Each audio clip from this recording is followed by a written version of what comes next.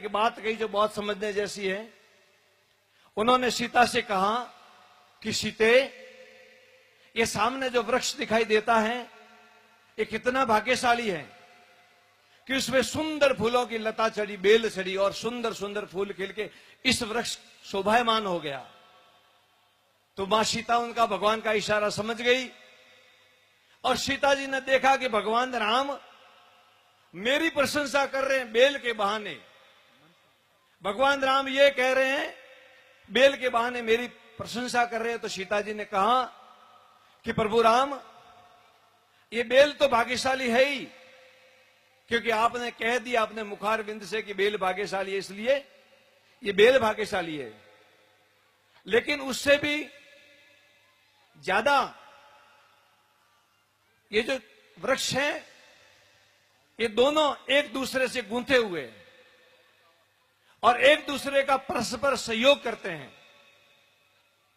इसलिए ये वृक्ष तो भाग्यशाली है ही, लेकिन साथ में ये बेल और भी भाग्यशाली है।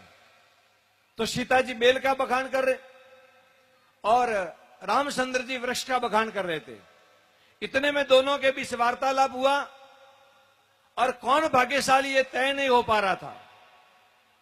तो थोड़ी देर के बाद में जब लक्ष्मण जी आते हैं और लक्ष्मण जी से भगवान राम पूछते हैं कि लक्ष्मण, दोनों में भाग्यशाली कौन है? मैं कहता हूं कि वृक्ष भाग्यशाली है, इसको बेल का सहारा मिला, और सीता कहती है कि ये बेल भाग्यशाली है, उसको वृक्ष का आधार मिला।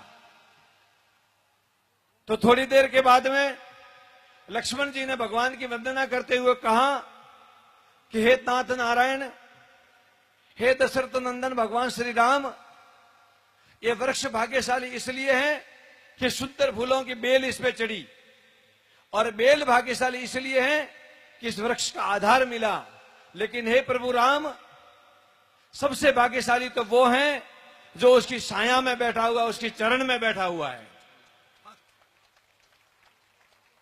भगवान कहते कि मैं भाग्यशाली की सीता जैसी मुझे पत्नी मिली, और सीता जी कहती हैं कि मैं भाग्यशाली की राम जैसे मुझे पति मिले। लेकिन लक्ष्मण जी कहते हैं कि आप दोनों भाग्यशाली है, लेकिन सबसे भाग्यशाली तो मैं हूं कि आप दोनों की छत्र छाया मुझ पे, आप दोनों की कृपा मुझ पे, मुझसे दुनिया में भाग्यशाली और कौन होगा। तो भाग्यनगर के निवासियों और बाहर से पधारे हुए सभी मेहमानों को, प्रिय राजपुरुष समाज बंधुओं को, और जितने भी अतिथिगण आए उन सभी को आज मैं यही कहना चाहूंगा कि संतों के सानिध्य में बैठना और हमारे ब्रह्म अंशावतारी खेताराम जी महाराज के प्राण प्रतिष्ठा महोत्सव में उपस्थित होना हमारे लिए बहुत ही सौभाग्य की बात है, बहुत ही गौरव की बात है। ऐसा मौका कभी कभार ही आता है और हैदराबाद के इतिहास में पहली बार आया है। इस मौके को बहुत अच्छे ढंग से हम आनंद पूर्वक, उत्सव पूर्वक मनाएं, और मैं संतों को पुनः प्रणाम करता हूं। और ये जो आयोजन कमेटी है हैदराबाद वाले, उन सभी को, अध्यक्ष महोदय को, उनकी कोर कमेटी को, उनके सलाहकारों को, और जो पूर्व में अध्यक्ष हुए थे उनको, और भविष्य में होंगे उनको, सभी को मेरी ओर से खूब खूब ढेर सारी बधाई, अभिनंदन, और संतों के चरणों में निवेदन करते हुए, प्रणाम करते हुए, आपके उज्जवल भविष्य की मंगल कामना करते हुए आप सभी को पुनः धन्यवाद देता हूं। और विशेष करके जो ये कार्य कमेटी और जो कार्य बंधु कर रहे हैं, उन सभी को जो जी जान से कल से मैं देख रहा हूं बहुत ही अच्छी सेवा कर रहे हैं, उनके उज्जवल भविष्य के भगवान से मैं प्रार्थना करता हूं आप सुखी रहें, आप निरोगी रहें, और परस्पर सहयोग की भावना से ऐसे ही हमारे समाज का उत्थान और विकास करते रहें। इन्हीं शुभकामनाओं के साथ संतों के चरणों में प्रणाम करते हुए आप सभी को खूब ढेर सारी बधाइयां और धन्यवाद, और संतों को प्रणाम, बहुत बहुत धन्यवाद। जय श्री राम।